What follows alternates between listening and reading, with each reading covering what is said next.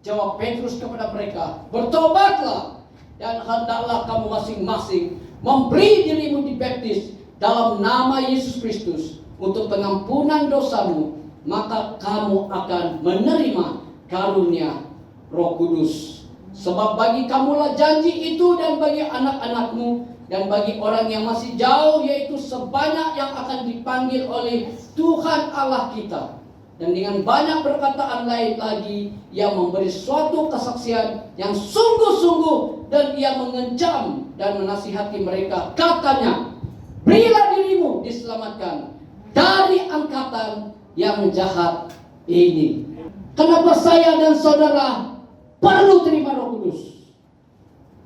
Karena tanpa Roh Kudus kita tidak boleh takluk kepada firman Tuhan. Haleluya. Waktu saya bertobat, saya bertanya, orang berkata-kata dalam bahasa apa nih? Tak pernah saya mendengar.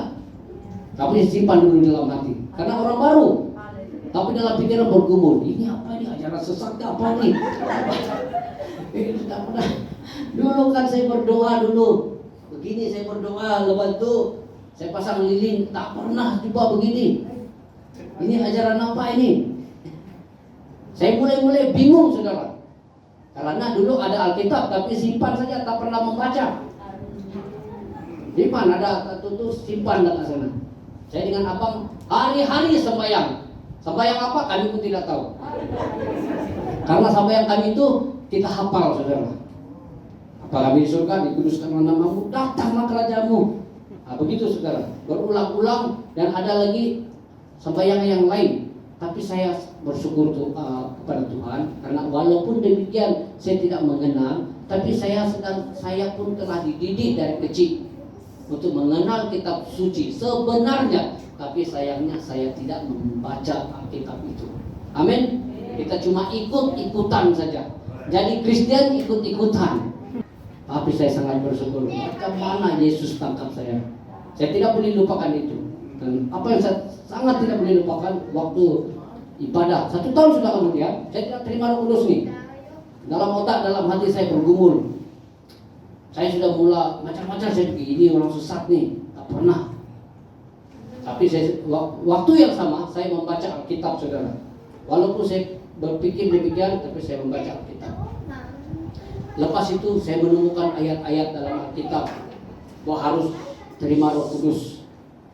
Jadi saya mulai tanya kepada Tuhan, Tuhan apa itu Roh Kudus, macam mana rasa itu Roh Kudus? Nah, saya mau rasa Tuhan, saya tengok orang serono, wah semangat, kata-kata dalam bahasa. Ada sekali-sekala saya coba nak buat-buat, saudara. Karena terikut-ikut, saudara. Jadi sekarang saya bodohnya pada waktu itu. Haleluya. Karena terikut-ikut. Saya cerita ini karena ini pengalaman. Kamu harus terima Roh Kudus, yang saya sampaikan hari ini. Harus terima Roh Tuhan. Roh Kudus itu adalah Roh Tuhan. Banyak orang keliru. Apa Roh Kudus itu? Allah Bapa, Allah Anak, Allah Roh Kudus, 3. Mereka kata, wih kalau 3 berarti ada cucu anak lagi, cicit lagi. Haleluya. Tapi kita tahu satu Tuhan saja. Dan dialah yang punya roh. Dia mencipta berbilion manusia dalam dunia, dan dia berikan jiwa, dia berikan roh. Amin. Roh itu menghidupkan daging, tapi jiwa itu kamu punya, Tuhan beri. Sebab itu kamu ada perasaan. Kalau binatang, kalau lembu, dia tidak ada perasaan. Kalau roh itu di atas, mati terus lembu. Amin. Tapi kalau manusia, kalau sakit, wah, Tuhan ampuni aku Tuhan. Haleluya. Kalau sehat, oh jalan pun. Kadang-kadang tak tengok manusia kiri kanan. Kan, kalau punya duit, oh lagi. Oh. Satu hari, saudara. Waktu itu di Hotel Swen, ada seorang pengkhotbah, nama dia Tekli Meriam. Kesaksian dia luar biasa, saudara. Sampai saya dengar kesaksian dia tengah-tengah mulut saya begini. Karena orang mati bangkit, saudara. Wih, tak pernah kesaksian orang hidup, orang mati bangkit. Tapi kesaksian itu membuat saya ternganga. Orang mati telah dibangkitkan. Tapi sebelum kejadian itu terjadi, dia cerita pengalaman dia. Anak dia mati depan mata dia. Karena masalah satu saja, pemberitaan dalam nama Yesus tidak diperbolehkan. Nak pilih Yesus ataupun nak pilih anak mati. Tapi gembala itu pilih Yesus dan anak dia mati. Selepas anak dia mati, sesuatu luar biasa terjadi di tempat itu. Jadi ini pengalaman saya waktu dia berkhotbah tentang Roh Kudus pada waktu itu. Saya duduk belakang saudara.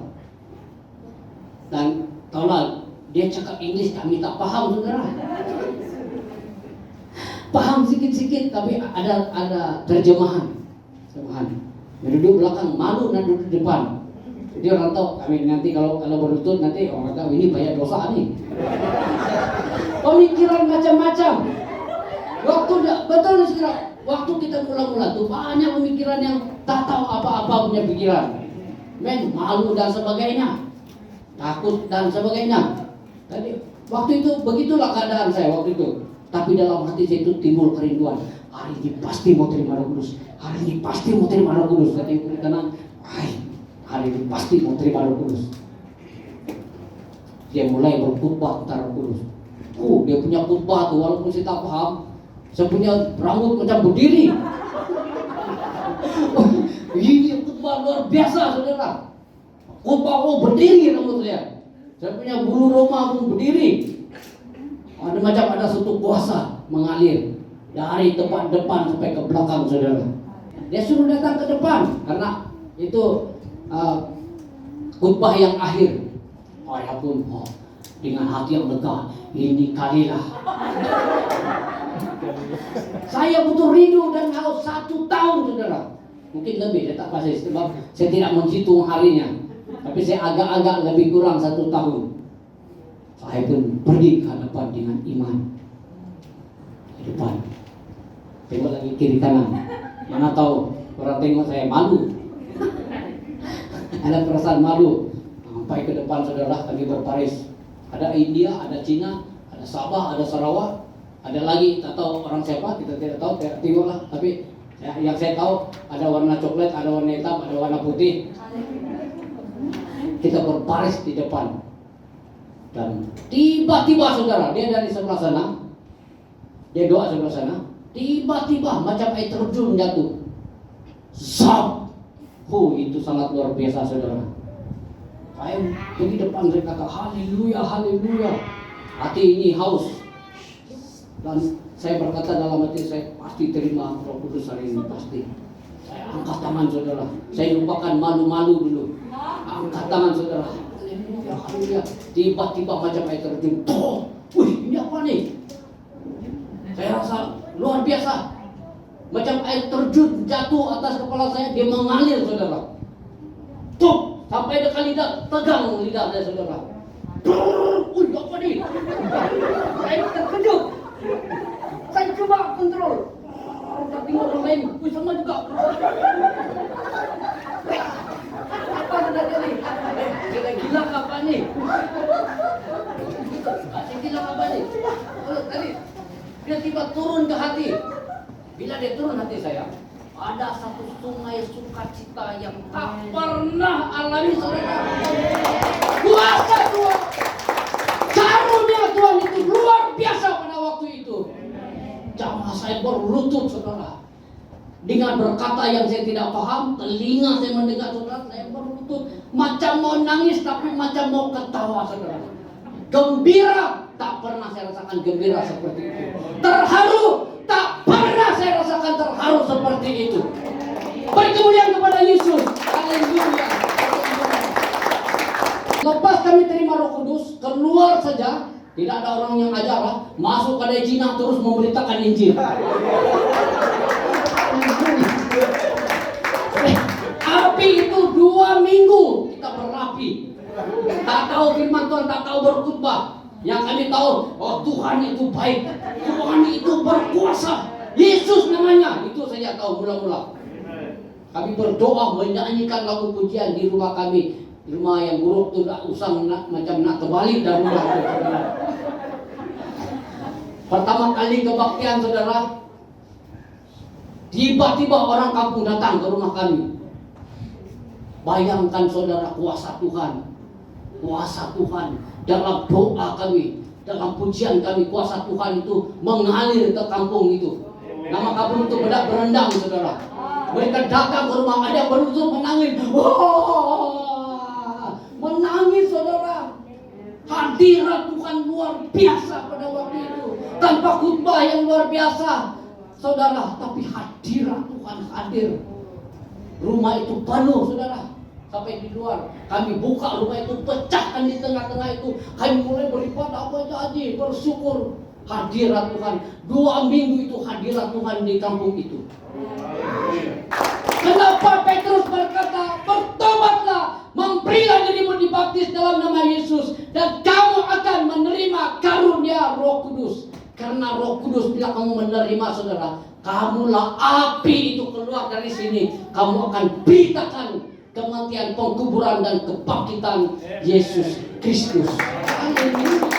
Saudara, saya beritahu kamu, jika kamu menerima kuasa itu, kamu tidak perlu takut saudara. Amin.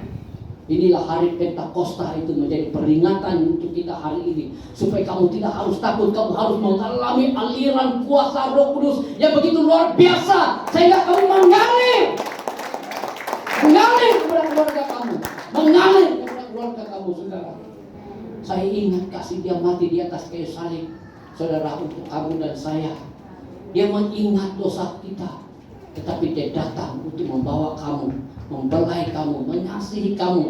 Dia tidak menghitung pelanggaran kamu, berapa bunyi pun dia tidak kira saudara. Dia ampuni dosa-dosa kamu dan saya. Yang penting di sini kejujuran kamu. Hati kamu sebagai hamba Tuhan datang kepadanya. Jangan malu untuk bertobat saudara. Kalau saya nak bertobat, tak perlu malu-malu saudara. Haleluya. Karena Tuhan tahu waktu dia datang ke bumi ini untuk menyelamatkan kita. Dia tahu, dia boleh tak mati, tapi dia dah fikir kalau dia tak mati, kita semua masuk neraka saudara.